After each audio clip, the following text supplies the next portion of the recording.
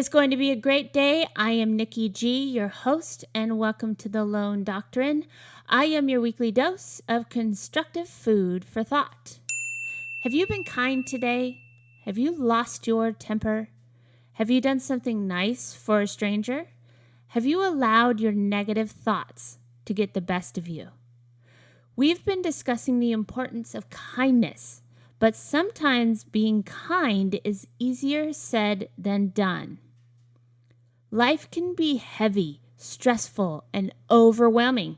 Sometimes we find ourselves projecting our sadness, exhaustion, frustration, or lack of patience on others without due cause. So how do we recognize these patterns and alleviate the obstacles between us and kindness? Let's look at each of the aspects I listed: sadness, exhaustion, frustration, and lack of patience. Feelings are just that, feelings. When you're sad, when you're exhausted, or whatever it might be, remember that's not who you are, it's how you feel. The better you understand your emotions, the better you can push through and avoid unnecessary stress, grievance, and much more. So what is sadness? It's a feeling of loss, disadvantage, pain, helplessness, despair, grief. Even just hearing an explanation of the word, that in itself might make you feel sad. Feeling is important. A lot of us have been taught the art of avoidance. But what happens when we avoid sadness? Or any negative emotion for that matter? Well, one feeling turns into the next. Sometimes sadness has the root of fear. Sometimes fear turns into anger, or any combo of what I like to call wasteful emotions. If you learn to recognize your feelings for what they are, you can prevent them from escalating into something less fortunate. Once you feel sadness, allow yourself to feel, but don't stay there too long. Turn the feelings into purpose. A negative thought cycle reinforces misery, and it isn't helpful in moving forward. Pause, breathe, and reflect. The more you do this, the easier it is to cope. Pause, breathe, reflect. Repeat. Pause, breathe, reflect, repeat. I'm not saying that all sadness will just magically go away, but you'll be able to get yourself to a place where you can turn the sadness into purpose instead of, in a nutshell, lashing out. I have a lot in my life which makes me sad, like loved ones I've lost. When I'm reminded of them, the sadness floods back in, sometimes to the point of tears. But I allow myself to feel.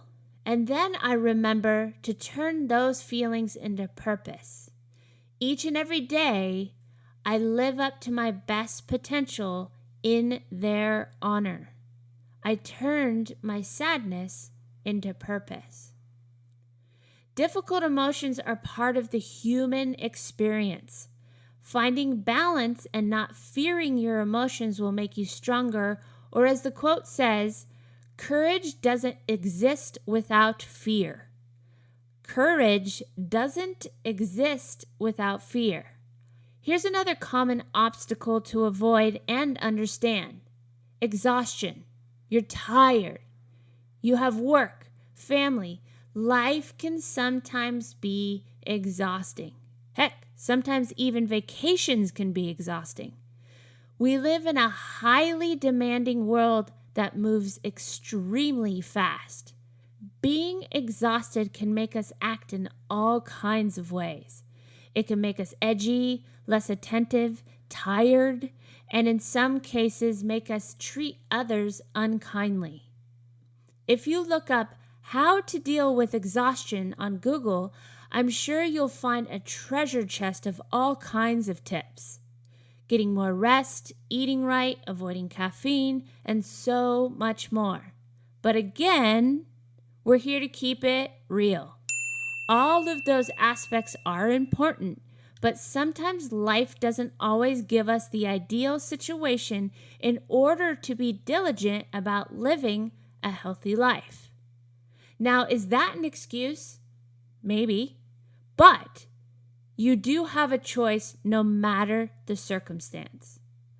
Balance is key.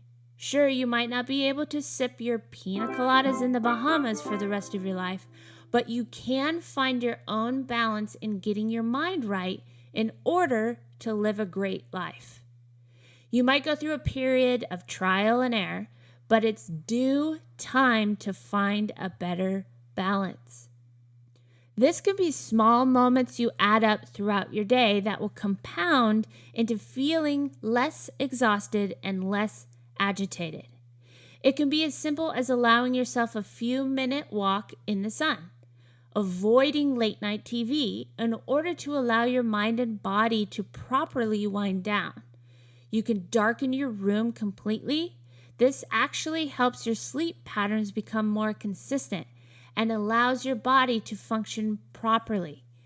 You can also do things like eating healthy and continuing to follow a good regimen.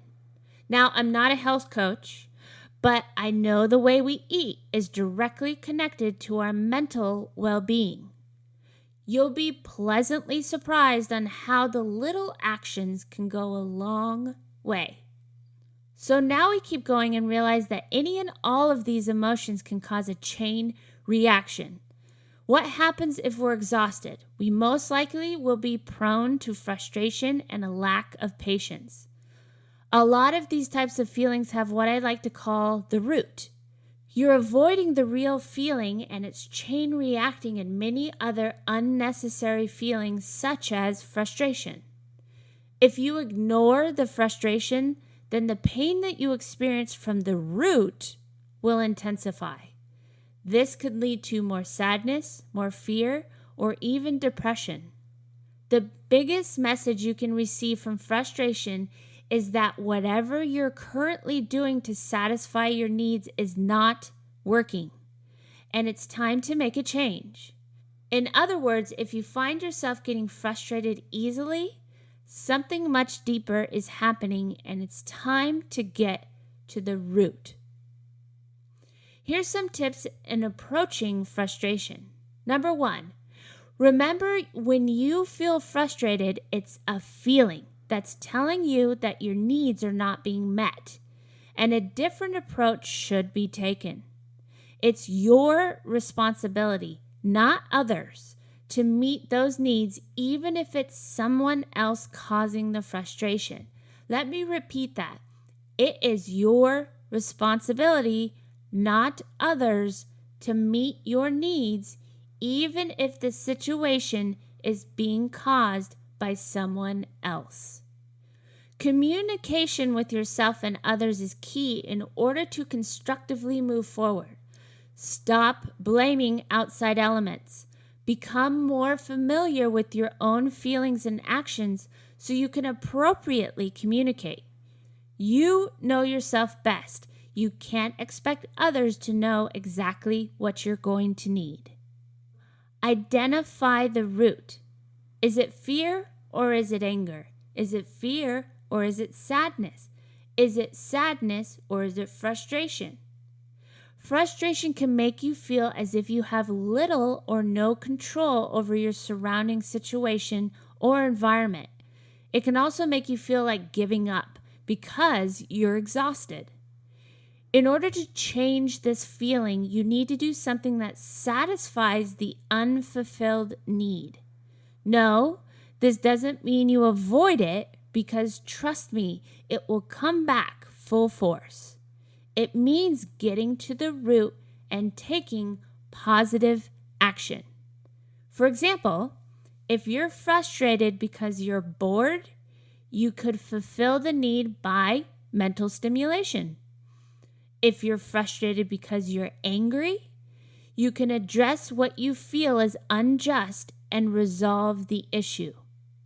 If you're frustrated because you're sad, you can address your unhappiness and make positive changes. You must be persistent. There is not a quick fix. It's a choice and a daily practice in finding patience and adjusting appropriately to every situation. Approach things differently. Be willing to learn, to adjust, and to be forgiving to yourself and to others. There's no one right way or wrong way. Life is very colorful. Find the root as best as you are able and address the difficulty head on. This will alleviate all kinds of unwanted situations such as more frustration, arguments, sadness, anger. I could keep going. Ask yourself, what is causing you to feel frustrated? Example, you're in a hurry and there's a slow driver ahead of you. You're hungry and it's causing you to feel agitated. Your computer keeps crashing. Your emails won't send. These are all the scenarios that are causing certain feelings. Once you understand the root of what you're experiencing, you'll be able to address the situation and not project onto your surroundings. It's about being open to options and addressing situations constructively. For example, let's take the computer crashing. First, identify the root. What is the root? You're trying to finish your work, which is fulfilling the need for growth and development. Okay, so what is the feeling? Anger, because your computer keeps crashing and it's stopping you from fulfilling a goal. Anger is telling you that something is unfair or isn't right. So how do we approach the situation constructively? Maybe troubleshoot the computer, find another computer to work on, or many more options instead of lashing out, screaming, hitting the computer, breaking it, and being left with nothing at all. This scenario will only leave you more frustrated. If you feel like nothing is working, that you've tried it all, here's a few things to think about. You may not be putting as much effort into it as you could. You're not being consistent with your efforts. You're expecting immediate results and not giving yourself enough time. You're unwilling to alter your approach. This is just to name a few. Now, don't get me wrong. There may be things in life that don't have a resolution or they can't necessarily be solved. The resolution there is to find peace in letting go. But again, that's a whole different podcast. Whatever the cause may be, getting to the root is the answer. Avoid the wasteful emotions. Avoid projecting your feelings unnecessarily on others and continue to be creative. When there's a will, there's a way. There are many obstacles that can stand between us and good and light and happiness and kindness. But if we continue to be honest with ourselves and address any and all challenges, this will result in the fulfillment of your needs. On the next podcast, we'll be talking about tips on how to handle when someone is unkind to you or you find yourself in a negative situation. Until then, be good to yourself. You deserve a great life. Today and every day, keep fighting the good fight.